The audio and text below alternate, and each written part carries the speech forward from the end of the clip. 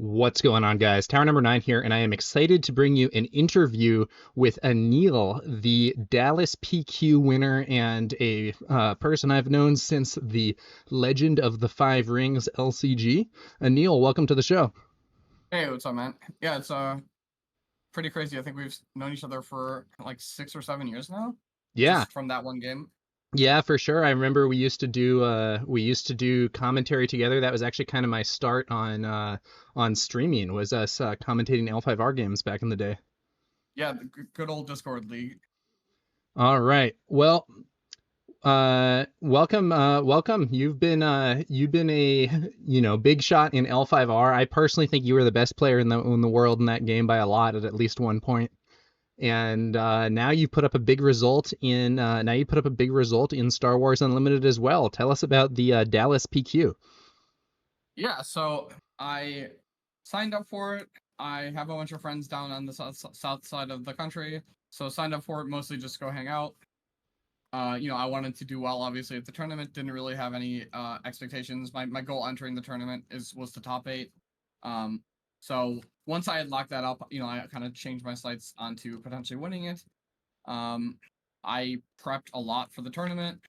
I played a lot of games with my friends and just kind of I was I was gonna play Han Blue going into that tournament, and so it was really funny that I ended up on this Boba Green deck, and that now everyone is talking about. Yeah, so what made you decide to swap? You were thinking about Han Blue early on and then went to Boba Green.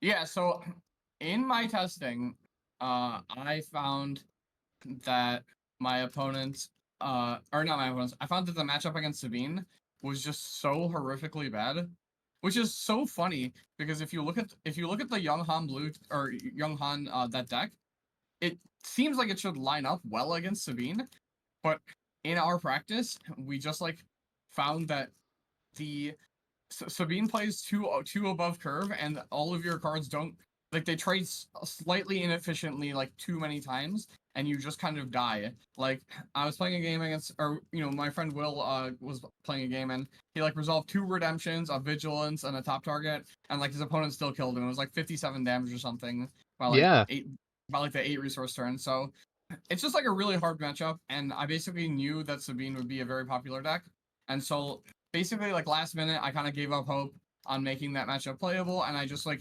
didn't want to go into a large open field tournament like this playing a deck that had such a poor Sabine matchup when I knew it would probably be like 20% of the field.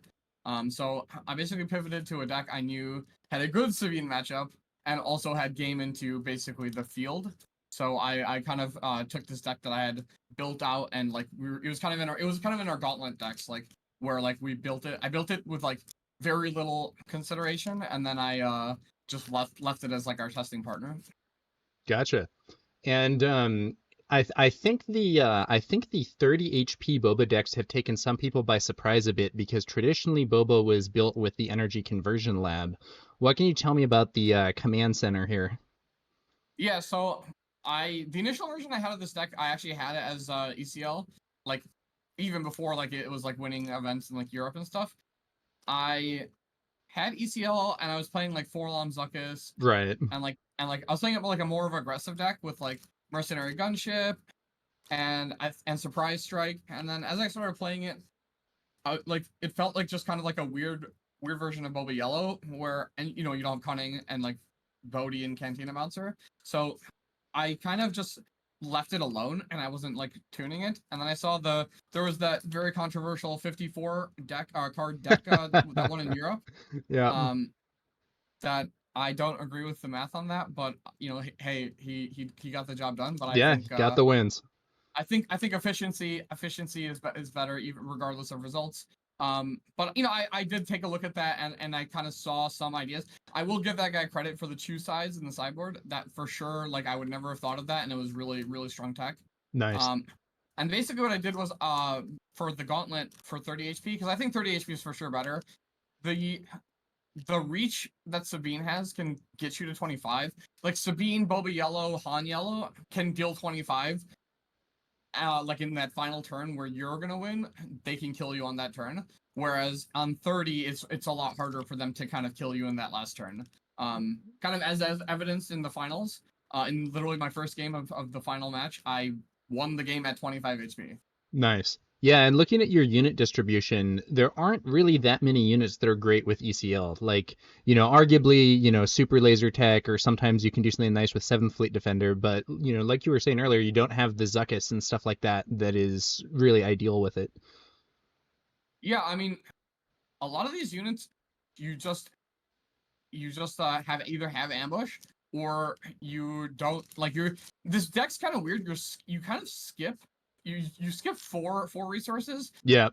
like 4 resource play, and you kind of skip 3 as well. I have some three cost units, but really on 3, if you're trying to ramp, and I think the math is like 50 something percent, where if you mulligan, and then based on your draws, it's a very large number of the time you have a ramp card. So usually what happens is like Disintegrator or Seventh Fleet, you'll either get off of Vader, or on your flip turn, you can go like Bosk into a 3 cost after you kill 1 unit on tap 1, and then after your leader attacks, you get to get up to 3. Yeah, getting those resources back with Boba is an important part of these decks. It can really have some crazy plays, especially on the flip turn. Yeah, I mean, that's kind of the I guess the onus of this deck is you kind of skip the early game like presence, and then you basically get it all back on your flip turn.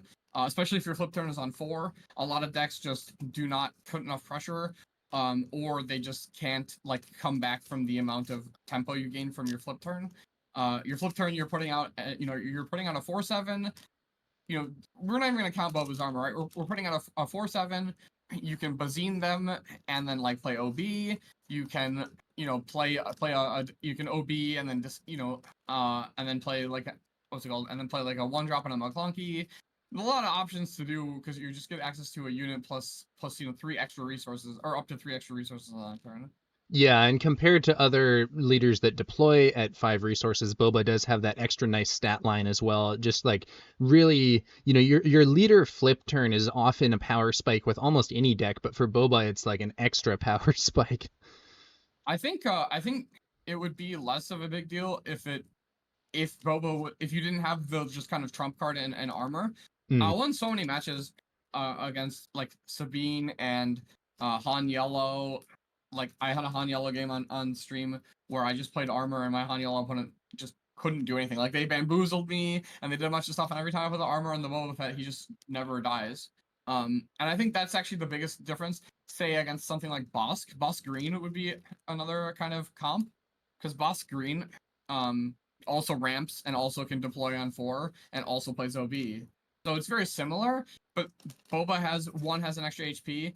You get extra Bosk, kind of gets extra resources in the doubling of bounties, but you get this kind of trump card over these other leaders. Like, for instance, in the matchup against Bosk, if you deploy and then they deploy and then you play armor, like you just, 1, you kill their leader, and 2, your armor makes you only take 2 back, and you're a 6/9, right? Yeah, So you're it in a just pretty kind of, sweet spot there. yeah. So I think the way the deck is built is basically just you kind of skip the early game, and then you bridge your mid game with Boba into your 6 and 7 basically. Your 6 and 7 resource turns in this deck are so backbreaking after you have gained tempo, because it's really hard for your opponent to like contest the leader. Plus, then you can drop Fire Spray, or you can play like use Blaster plus a 5 on that turn. Like you can boss plus Blaster on 6 resources, like stuff like that. Yeah, there's a lot of there's a lot of stuff here in the end game. You have a bunch of powerful units. We got the Fett's Fire Spray, Darth Vader, Maul, Reinforcement Walker. So, once you've sort of kind of stalled them in the early game and skipped ahead towards the later game, you have some really powerful units to bring out.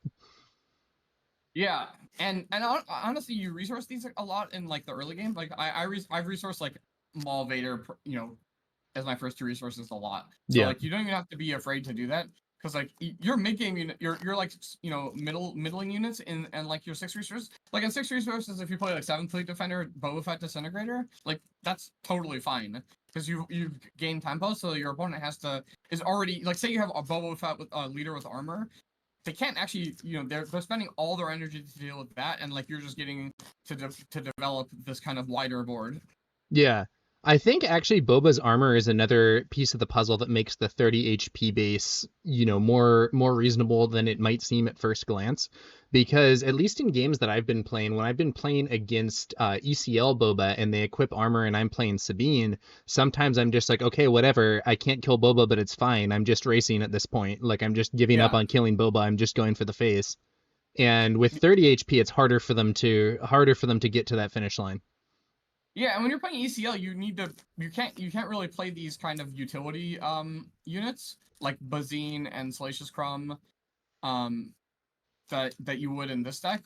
Whereas in this deck, these units off of Vader or just like for McClunky, for instance, like they're way better than just having to play like that, like things like Choro Calican and like the bounty hunters that you would play to kind of push damage. You don't have to play them in this deck.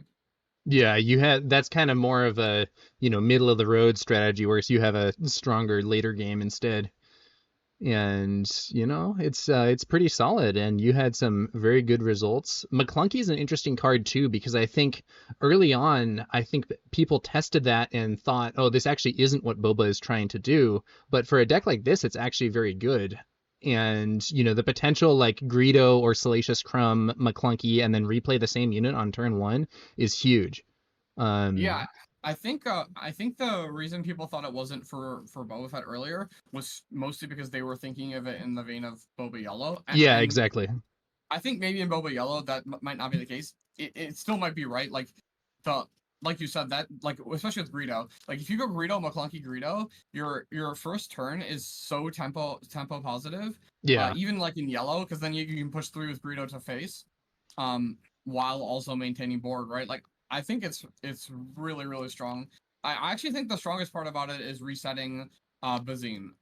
And I think that was just like, and Bosk actually, it's really, really, really strong with Bosk because like you can pick up Bosk and then it will still trigger the Bosk 2 damage, so you can pick up Bosk and deal 5 still. And then you get to replay him later. Yeah, Yeah, that you get to seems cool. replay it for the ambush. It's really strong. But yeah, I mean the Bazine reset is really actually the biggest thing because against control, that's generally how you actually grind that matchup out. Is you keep resetting Bazine. Like you get one off a smuggle, you like smuggle it in, and then you can just McClunky. And even if there's nothing in play, you can still play with McClunky. Gotcha. One card that I'm also seeing here that I don't think everybody has been running necessarily is Cartel Spacer. Tell me about that one. Yeah, so I wanted some early. So the deck that I copied, like for my bases, was pretty much this. It's like 6 cards off this list, but essentially that deck had 2 Dr. Avazan in it, and I think that card is terrible. So I played like 2 games with it, and I just like kept resourcing, and like this card is not good. Presumably you like play it and it kills something early, and then you McClunky it and then resource Yeah, it. I But think that's the intended play pattern. Whether that always works is another story. yeah, so I just found that I was not getting that setup enough, and so basically I was just like, you know what, let's make this something different. The reason that you want the Dr. Avazan is because it's another 2 cost, kind of hard to interact with Underworld unit, and so Cartel Spacer really, other than A-Wing, it will survive an attack, and you can attack first into A-Wing if you have initiative. So yeah, Cartel Spacer is just a unit that has a relevant has relevant ability. In the early game, you don't really have a yellow unit. However, on your flip turn, it's really good against Sabine, and mostly just really good against Sabine, where you can exhaust their leader with Cartel Spacer after you deploy yours, because your leader is the yellow unit. Yep. And it's just cheap underworld unit. And then the other reason is off of Vader, you can kind of get a surprise exhaust that your opponent like can't really play around. Good point. You're just digging 10 deep, and you can basically swing tempo really, really quickly that way. Because like if you're racing and you Vader their ground unit and they have like a red 3 or an A-Wing or like a 7th fleet defender if you're against Boba Yellow, it's pretty good to just like then exhaust that thing and kind of skip their turn. Yeah. I notice also, it's nice to just have a unit that's in space. Another thing might be the crafty smuggler, but the Cartel Spacer has the advantage of being a space unit while otherwise you don't have very much in that arena. Yeah, and sometimes like you can space units are good in that instance where like sometimes you've lost control of the ground, but if you have a space unit, you can like overwhelming barrage on your space unit, even a cartel spacer to like finish off like to pick off some ground units. And like that can help you retake ground in a spot where otherwise, because of action economy, you wouldn't be able to like land something like that. Interesting point. So tell me the tale of the 1x Cloud Rider. Yeah, so I didn't know what the slot should be. So it was at one point I had a Lurking TIE Phantom in here, but I felt like that card was like pretty overrated or like unnecessary for this deck. It still could be Lurking TIE Phantom, but basically the way this deck plays, your actual 3-drops you don't really want to play on 3. The only cards you want to play on 3 are Resupply and Super Laser Attack. Yep. Barring if the deck plays the way it goes, obviously having extra cards to play on that turn is fine. But so I wanted another like 1 or 2 cost unit that I could squeeze in, and basically Cloud Rider is kind of like the 4th McClunky, or like it's a card that works with McClunky. I don't know. It could be anything. Like it could be anything. If you're playing this deck and you don't want the Cloud Rider, don't feel bad. It was like mildly relevant for me. And it did its job, I guess. It was exactly my 50th card. Gotcha. I basically grabbed it off of my friend's table. He had one of the like the weekly pack promo ones, and I'm like, I'm playing Cloud Rider. I took it and I sleeved it up, and that was how we have one Cloud Rider in this deck. Nice. So you said people shouldn't feel bad if they don't want to play Cloud Rider. What cards should they feel bad if they want to cut from this deck? If they want to cut? Yeah, like what should someone absolutely keep and not even think about cutting here? I think the only cards in this deck that are cuttable are the Cloud Rider. You could shave a Disintegrator, and you could, in theory, shave these 7th Fleet Defenders or something else. I think those are like the only cards that are changeable. Interesting. And I only say that because they just like aren't cards that you play on curve, so you could change them into something else. But I kind of like 7th Fleet Defender, just like sometimes you do play it on 3 and it can test space against Sabine or like Han Yellow or Boba. It's actually really good against Boba Yellow too. But yeah, I don't know. I think you could shave a Disintegrator and a Cloud Rider if you wanted to fit 2. Those are probably the two slots. I actually think this deck is like really, really good. I think you could also swap No Good to Me Dead with Waylay from the sideboard, but I personally think No Good to Me Dead is better in the main deck, specifically because it's better against Boba Fett mirrors. Interesting. Yeah, which is why it's in the deck. Yeah, when I was casting the New Jersey PQ, I saw that I saw that in play. The No Good to Me Dead against Boba, especially once Boba gets the armor on, was huge. Math, right? Because a lot of times you'll equip armor thinking you're gonna get your Boba swing to recoup the resources, but if you get No Good to Me Dead, it actually can just time lock you. Like if you go from 5 to 3, but you had like a 4 cost or like a 5 cost unit that you were gonna play after attacking with your leader, you basically just skip your whole turn. Especially if you resourced in a way that could happen to you. Yeah, like if someone does armor and then they're like, okay, I'm gonna do armor, then I'm gonna swing, then I'm gonna barrage, or then I'm gonna play Bosk or whatever, and then they don't get that swing, that can be really negative for them. Yeah. Which is that's really it. Yeah. So let's talk about the sideboard plan here. So in your sideboard, I see you have the 3rd No Good to Me Dead, 2 copies of Waylay, 3 Palpatine's Return, the 2 Choose Sides that we discussed earlier, and then 2 Devastators. When did these cards come in? Yeah, so I kind of revamped the sideboard. The sideboard that I copied, or from the deck that I originally saw, was kind of smaller. It had like Lurking TIE Phantom and it had 3 Waylays. So I kind of shaved some of like the early game because your main deck is just so good against these mid-range and aggro decks. And I have these 7 cards that come in against your hard control decks. So that's going to be your Bosk. The 7 cards being Pal's Return, Choose Sides, and Devastator. Yep. So this is going to be your Bosk Blue, your Kira Green, your Iden, like those kind of decks. Probably the Mirror also. I don't know if you want Choose Sides against it. Oh, you bring those in against Han Blue also. Okay. Any kind of battle cruiser match where it's going to be a lot of 1-for-1s and like you're just going to be trying to answer each other's plays. Like that's where you want these cards. And generally in those matchups, you're gonna side out like a Cartel Spacer, a Disintegrator, the Cloud Rider. Sometimes you side out some of the ones, like I side out Salacious Crumb. A lot of the times, once you go this big, you just skip turn 1. Like I think I claimed on the first turn, like in like 50% of my games. Yeah, Um, you want to have the turn 1 against like Sabine or something, but like in a late game, I don't know, playing Salacious Crumb is not a huge deal. Yeah, especially against these decks that run pillage, like any of the decks that have red, any of the discard decks. It is pretty important to like keep extra cards so you can play a card and resource every turn while also maintaining cards. Yeah, Uh, that's a good point against discard strategies. but yeah, usually you're like taking of those cards. You can like shave an armor. You can shave like No Good to Me Dead's not good against Han, for instance. So you can do like stuff like that. You just want to fit these 7 cards in by shaving your least impactful cards. So usually it's the 2 No Good to Me Deads. It's like a Disintegrator, a Cloud Rider, a Cartel Spacer, the 2 Salacious Crumbs, and that's really it.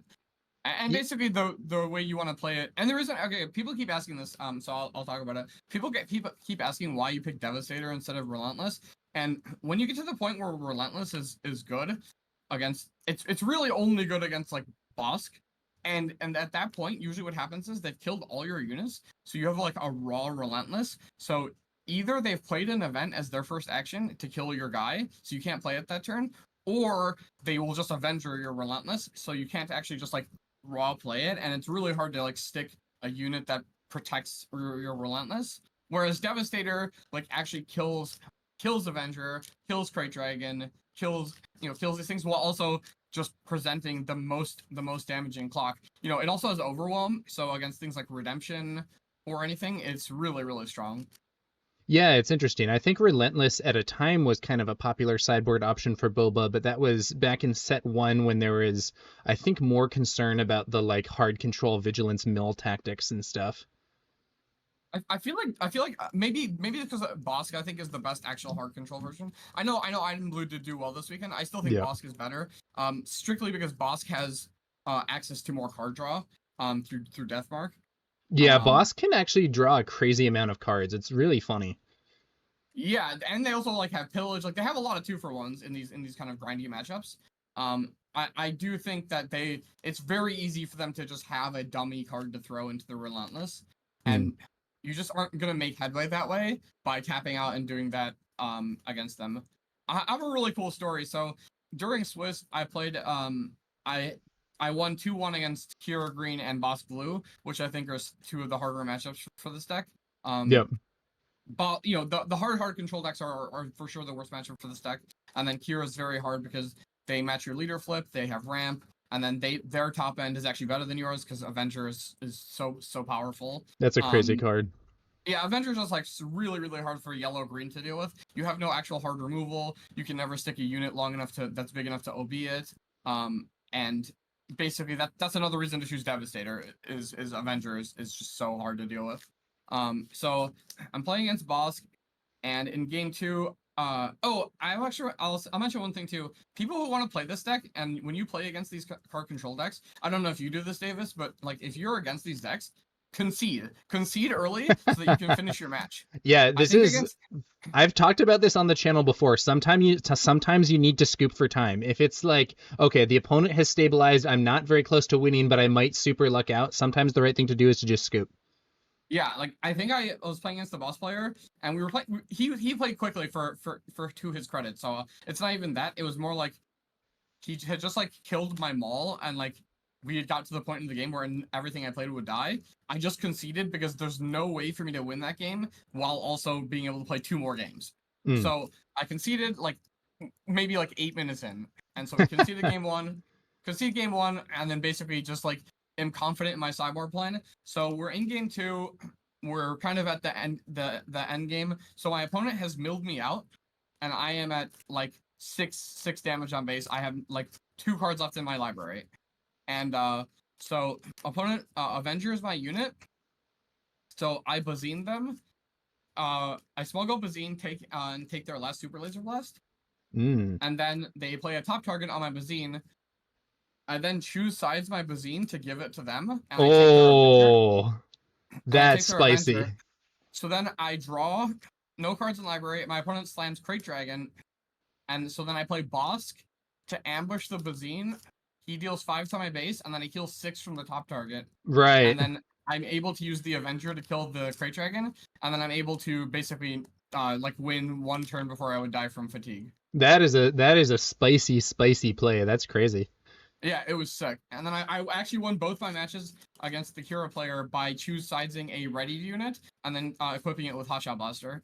So choose sides really was a key part of the deck then. Yes, the seven kind of big quote unquote cards were pivotal for winning these matches. In game 3 against the Kira player, I played a Devastator and I just killed something, and then he like killed it. I played something, and then he played another big thing, and then I just Palps returned my Devastator. I did that. I had all my Palps returns, so I actually just did that until my opponent just died to this Devastator. So like as soon as you see one thing like that, you can just you can kind of just keep chaining it. So not like your opponent can leave Devastator in play. Right. They just die. I mean, they just die to it attacking the base, if nothing else. Exactly. So I basically just like the turns were like played. It was like Devastator, Rival Soldier Devastator. I'm like, okay, we'll play like Cartel Spacer, attack you for 1, like build up, get some chip damage in. Then they're like, then I'm like, they're like play Snoke. I'm like, all right, Pulse Return Devastator, like Rival's Fall Devastator. And then they're like, Avenger, and I'm like, Pulse Return Devastator. It was sweet.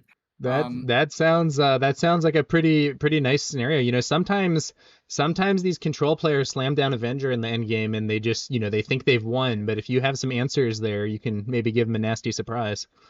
Yeah, I mean, you have four strong answers, right? Choose sides and Devastator are both very strong. And then once you see the other good part about playing 3 Pulse Returns instead of like playing 3 is really good because even if you see one early but don't see a unit, a lot of these control decks have Vigilance, or against like Han, for instance, they have Pillage. So a lot of the tempo plays you can do against Han, for instance, is if they pillage you, a lot of the times they'll pillage you or K2SO you on their 4 resource turn. You can discard like a Vader, and then on 6 you can after you've taken control of your flip, you can then Pulse Return Vader. That's pretty sweet. Which is like usually their Obi-Wan turn, or because you'll be on 6 and they'll be on 5, right? Because you've ramped. Yep. So like on their flip turn, usually they'll try and set up like Obi-Wan, but like you can set up a Maul or a Vader off of Pulse Return and kind of mess up their whole turn. Yeah, if you can kill that Obi-Wan before they deploy their leader, that's often like really a huge setback for some of those builds. Or they just like deploy their leader first, like right to have a target, and then you just like Pulse Return a Maul, and then just you kill the Han and your Maul's alive. Yeah, it's pretty dangerous. I've recently been seeing some Kylo Green actually, where you can use Kylo's ability to discard Maul or whatever, or Emperor Palpatine even early on, and then Palps Return him. And Palps Return is a really powerful card. For sure.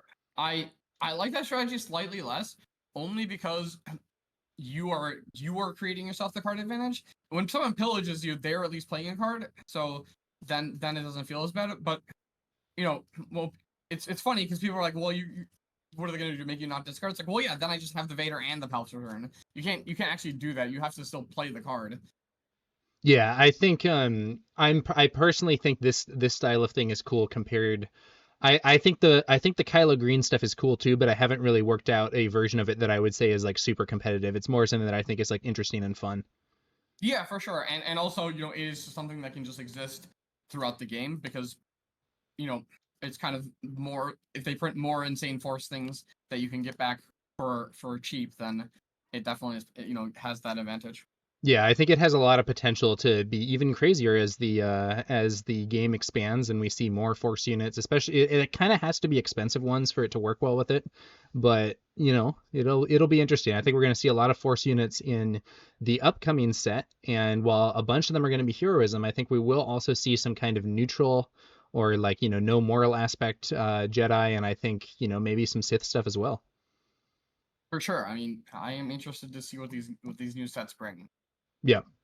So what would you say overall? I know we've touched on this a little bit, but in terms of your matchups for this deck, where would you say it shines and where would you say it's maybe more vulnerable?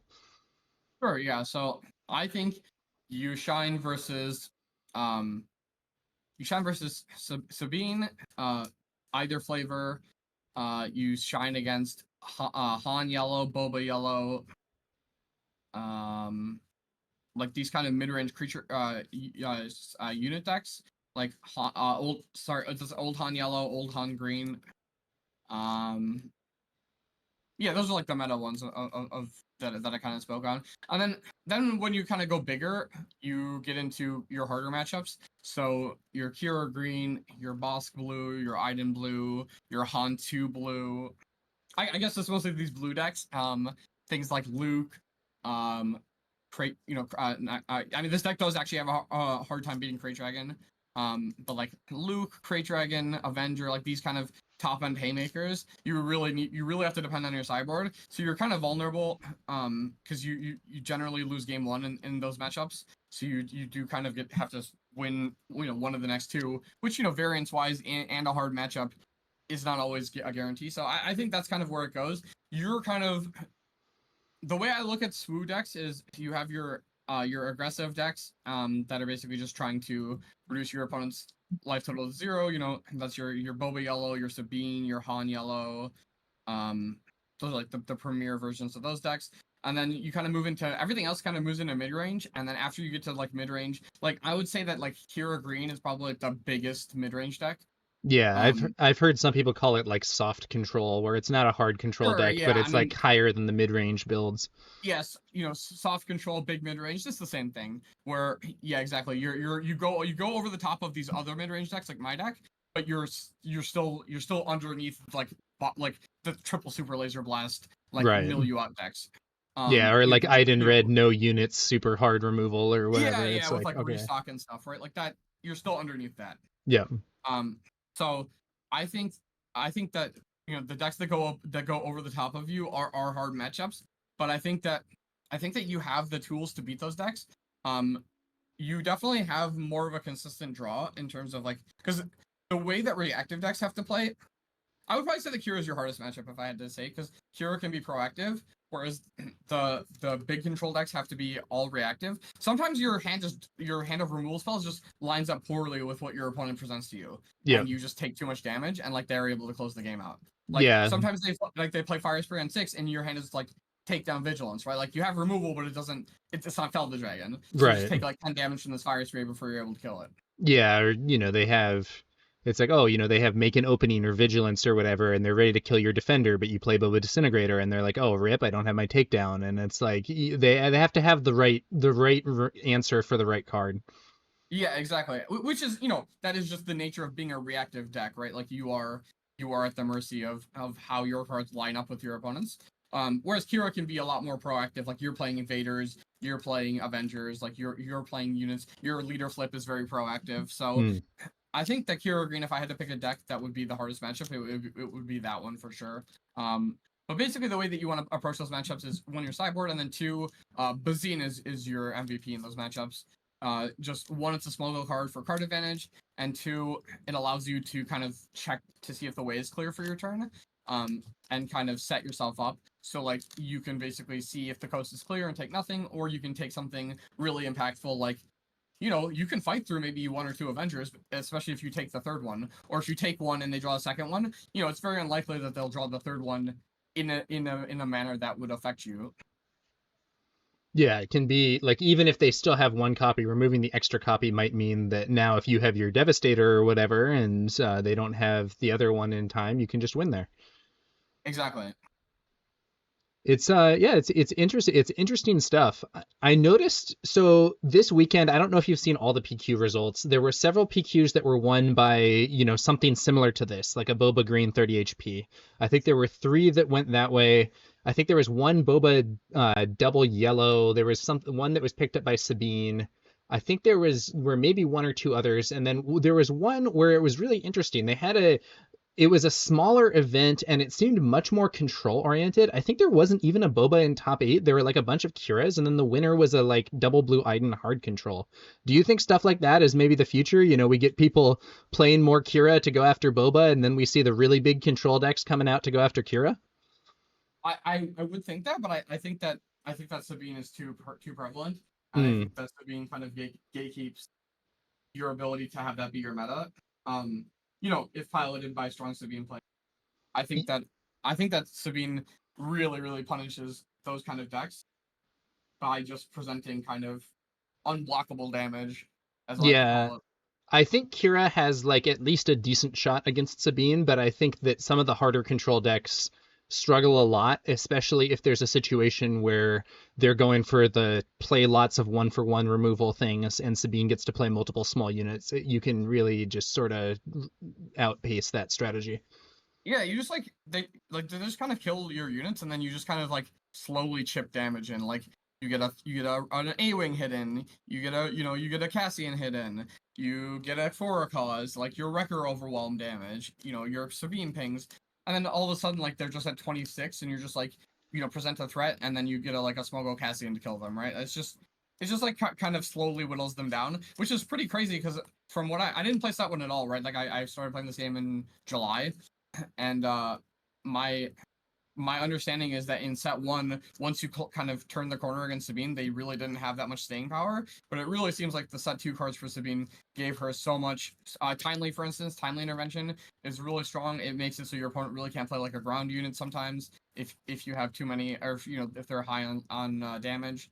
So it Yeah, feels like these set two cards kind of gave Sabine the staying power that she didn't previously have. yeah, I would say that it would depend on which version, but overall, I think, the advent of like, yeah, Timely Wrecker in particular is like immediate base damage. Even Timely Poe can be immediate base damage and can also remove a bunch of stuff that's otherwise hard to deal with. Cassian is really good. In the past, there were sometimes people playing the Gorilla Attack Pod, which was kind of I think it broadly speaking was doing a worse thing than what Cassian does. And then sometimes you would get games where they would be able to win with for a cause. It wasn't just like totally, oh, once you've stabilized, it's game over. But at the same time, I do think this set has had a lot of options for Sabine. Sabine Green in particular, I think has risen a great deal. For sure, yeah. Specifically because of ECL, Yeah. getting six cards that are just premium off ECL, getting two extra copies of that ECL effect. Being able to like timely K2, stuff like that. Really strong abilities. Yeah. And then yeah, in general, I would say that my game plan as Sabine in set one was often like try to do a ton of damage early, and then if the opponent does stabilize, maybe I can kill them off of for a cause or something like that if I've gotten them low enough early. But the like getting them low early was more important. Whereas now I think especially Green Sabine is a bit more mid-rangey with some of the options that it has available, and it has like better ways to kill people's leaders. Poe and Wrecker really do a lot for that deck. Yeah, and then you also just have kind of like you have like a check that exists where you just like on four you can just like flip and be like, hey, I'm gonna show you this dark saber, Oh yeah. show me something, and then if your opponent says, well, I got nothing, then you just like instantly win the game. Like usually by the time they answer, they've taken 14, right? And like you just cannot take 14 damage like Yeah, from one card plus leader, right? Like it's just like way too much damage.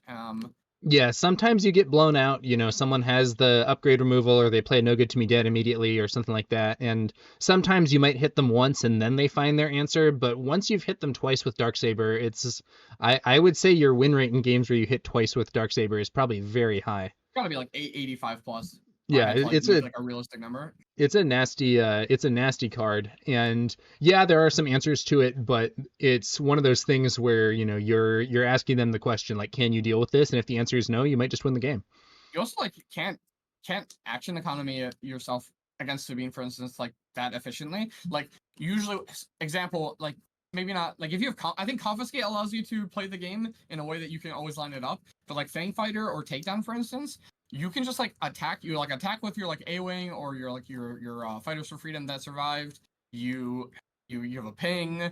You have deploy leader, and then like if your opponent just like is like on pass there, like you can, or like they pass like after you ping with 4 up, you just like play K2SO or play Yeah, another unit, and it's I, just like, what are they gonna do? Pass there? Like if they pass right. there, you're like, all right, claim, and then you just get to, you know what I mean? Like it's Yeah, the Sabine having the extra action economy, kind of really forces your opponent into awkward positions with their answer. Like they could have the answer, but because of the way that the game works, they might not even be able to efficiently play it. Yeah, it's an interesting situation. I think that's one of the things that is like most important in this game and can be difficult to grasp at first. The like way the action economy works here means sometimes you might like on paper have an answer, but it's not going to be fast enough. Or you might have something that like seems like it could be really good, but it has action economy issues that make it so it might lose to strategies that have better tempo. Exactly. One example of that I think might be relevant going into set 3 is that strategies that have a lot of small units, it takes a bunch of actions to resolve all your attacks, and sometimes you might not have a bunch of actions. Yeah, and sometimes like the result of your attacks might be good, but it might take you, 3 actions to do that, and your opponent is then going to like always get to sneak in a hit with their thing that you're trying to kill, or they'll be able to like claim and then set themselves up to just immediately do something that you don't have recourse for because you have to basically spend a lot of your turn doing this. Yeah. I've noticed this with Tarkin Town sometimes. There are some situations where like, if someone plays Fett's Fire Spray, in principle I can kill it with A-Wing plus Tarkin Town, and that works, but it also doesn't kill it before it attacks, and sometimes that means that solution just isn't fast enough. Yeah, exactly. Like, sure, you killed it, but also it dealt you 5, took your Tarkin Town action, and also killed your unit, right? Like, so like Yeah. you're not even like going up on it. You're just kind of going even at that point, really. Yeah, and there can be kind of a premium on things that can resolve threats immediately in one. And the difference between dealing with a threat in one action and dealing with a threat in 2 actions is sometimes that's the difference between winning and losing. No, for sure, for sure. It's a cool thing. So, I believe you had said earlier that you think this is the only PQ you're going to this season. Is that correct? Yeah, I had signed up for one in Chicago. I signed up for 3 of them. I signed up for the one in Chicago, but my friend Will, who lives in Chicago, was not going to be in town, so I didn't really feel like going if he wasn't going to be there. I'm old now. Like, I don't know. That's my excuse. I just like can't drive 4 hours, play in an event, and drive back in the same day. So I didn't want to get a hotel for the event. Basically, is my excuse. And then the one in Indy, I just like didn't really feel like doing it. It was just like it would have been at my 3rd weekend of traveling and playing in events. So I ended up canceling that one before I kind of realized what I was doing. So it kind of worked out where I didn't have to worry about it. Yeah, now that But you've won one. yeah, so just get it out of the way. It's like, winning the first Grand Cote of the season in L5R, where it's like, hey, I've queued for Worlds, I got my flight, I can just kind of relax and let everyone else play these. Yeah. Like kind of takes that weight off of your shoulders. So like I said, I went in with no expectations, but I'm pretty excited that I did win. It kind of gives me this opportunity to kind of, I am kind of excited to play in the secret event or the special event that they're doing for day 1. I Yeah. think I think there's that. I'm still kind of excited to potentially cast Worlds, like I did for L5R. So if that option or that avenue is available to me, I will definitely take advantage of that. I hear you. I mean, I think it's an exciting thing with respect to the new event that they announced. That was part of the like increase in prizes after the initial PQ pricing controversy. Is that right? Yeah, I think it was part of that announcement. Whether or not they were going to do that, regardless of kind of their result. I Good do want to point. shout out. I do want to shout out some of these stores for kind of taking up the mantle. FSG did have a good response, and they definitely are kind of, you know, they're eating crow and accepting, hey, we might have dropped the ball on this, and their response is good. Don't get me wrong, but some of these stores, the price support that they're offering, like in addition to what they did, like shout out to Common Ground Games. They gave me a $500 gift card. I completely didn't even realize that was part of the prizes. Wow, nice. That's So a that's a pleasant surprise. so they added a store credit, and they added a boxes of the first set, Spark of Rebellion. So Ooh, I cool. got 2 boxes of Spark of Rebellion and a $500 gift card from Common Grounds plus the FFG pricing. So like it was actually like really awesome to like come out. Like I had just won, and like the store owner is still there. He like let me spend it, everything. So like I have nothing but good things to say about Common Ground Games. And the staff there, the judge staff was excellent. Like the event itself was very fun. There was some technical difficulties with like melee and some of these things that just you need reps to work this stuff out. Yeah. That's not that big of a deal, but I definitely really enjoyed my event. So Yeah. I think Shout it's out really to important. Common Ground Games, you said was the store? Yeah, Common Ground Games in Dallas. My Sweet. first time there, great time. Yeah, there was a cool stream going on as well. I think the guys from Bucketheads or whatever were doing commentary. They had Oh, those guys are great. yeah. Huge shout out to them also. They were just like really entertaining. I had a great time hanging out with them. Their stream setup was actually the most nuts stream setup I've ever seen. Oh, they have a very professional setup down there. Yeah, it was crazy. They had like so many cameras and lighting and everything. Or not cameras, lighting and like kind of effects. It was I mean, it was better than like some of the SEG stuff I've been in like for like professional Magic tournaments. Yeah. It's always interesting when there's something like that. I remember in Flesh and Blood TCG, there was a store in Germany that had like their own streaming setup just at their store, and it was legitimately better than the one from like major like high tier events in that game for a while. Just because they were like, I mean, I don't know. I guess they were just streaming enthusiasts, or they were, dedicated and hardcore, but they had a really nice setup over there. Yeah, It's for sure. it's cool stuff. What do you think about what do you think about this first season of competitive play for Star Wars Unlimited? I think that you're going to see a lot of familiar names that perform. I think that this is a lot of people's first TCGs is what I've noticed, which is interesting to me. But it seems like a lot of the LCG crowd and then a lot of people who like Star Wars but don't play TCGs kind of have gotten into this game. Mm-hmm. And I think that a lot of tournament kind of learnings are going to be gained by a lot of these newer players, and I think a lot of TCG veterans and tournament veterans are going to kind of have a small advantage during this first PQ season. First, number one thing is playing 7 rounds into cut to top 8 is mentally taxing. Oh yeah, that's like 20 have, plus games probably. Yeah, I mean, we were at the store for 12 hours. Like we got there at 11, and then we played till 11. Yeah. So I think that alone is something a lot of people have not experienced, and it is something that you will have to get used to, and that is going to be hard. So I think that is, that is an advantage that like a lot of veteran players have over kind of these newer players in that sense. So that's definitely stuff like that. I think, if I had to give advice to people who are going to their first PQ or like this is their first big tournament, bring water, bring a snack like nuts, anything high protein or like not like sugar or anything, just to like help you like maintain like calories. Bring a phone charger, bring headphones, whatever you need to just kind of decompress. If you just got off of like a long match, like don't just immediately go talk to your friends, just like kind of go sit by yourself, put some headphones on, listen to some music or something, like get yourself in the good headspace. And bring your favorite Sabine deck so you can play all your matches in 15 minutes.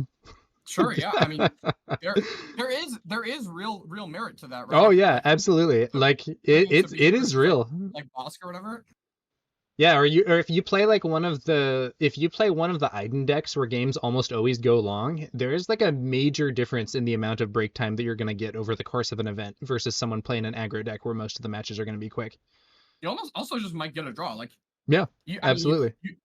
I'm one of the fastest TCG players I know. Like and just that's just like me as a player. I play very very fast in every TCG, and that's just because I have so many reps in my games that I usually just know the lines. But if you have to think about these lines, like they do take some time. Like if you're playing a grindy matchup, especially if you've never played it and you don't want to make a mistake, like you can definitely go to time. Yeah.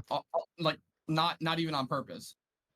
No, I liked I like playing the high speed games, but sometimes you end up in that situation where it's like, oh man, I have not played against this deck before and I got to think more about what to do here. And if that deck is sort of controlly, or if the opponent isn't as experienced at running it themselves, you can run into quite a risk of getting a double loss. Yeah, and I understand kind of the reasoning. I really hate the tiebreak. I was about to ask if I could get your opinion on the double losses versus IDs controversy. To me, it's not a controversy. I have played competitive card games my whole life. I think IDs are fine. People who complain about IDs just need to win more matches. Okay, to clarify for the viewers who might Sure. not be anyone who's not as experienced, ID stands for intentional draw. And in systems that don't have double losses, but instead allow draws that are worth more than a loss, you sometimes get a situation where IDs or intentional draws are optimal. An example would be if you're in a situation where you're about to play a match, and if you win, the winner makes the cut, and if you draw, you both make the cut. The correct thing to do in that situation from a tournament perspective is to ID and just not even play the game at the very start. Just say, I offer a draw, your opponent accepts it, and you go get lunch. Usually, the example would be, so in Magic, for instance, which is the game that this is most relevant to, your wins were worth 3 points and a draw is worth 1 point. So like in a 7-round tournament, if you are 6-1, you're locked. You can both just draw and go get food. If you're same thing with 7-0. If you're 5-2, you probably have to play, but like or sorry, 4-2, you have to play. But like, if you're 5-1, you've played 6 rounds already, you've won 5 of them, you've kind of earned the right and the ability to do this. I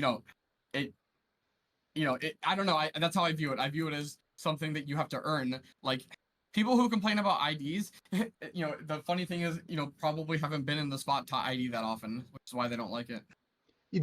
I would say there is also the flip side of it, which is sometimes you're playing a game and it's like, okay, both of us are already in. This match is like only for seeding or something. It doesn't really matter that much, and I'd rather have a longer break. Now, to be fair, in this system, you can just scoop in that situation, but it feels better to ID it. And I've totally used IDs in systems that have them. I think I'm personally more sympathetic to the anti-ID crowd than you, but I do think it's an interesting point of contention. And I do also note that I think it's possible that FFG will change what they're doing on that front based on feedback from other players. Look, I never go to time, so I mean, it's not a big deal to me. Okay, can I ask you about the other big timing controversy? Sure, yeah, what's up? What is your opinion on chess clocks? Oh, I think that chess clocks are cool, but I think it's logistically not feasible. There's actually a very famous article for Magic when it comes to chess clocks on like from a logistics standpoint and why it can't work.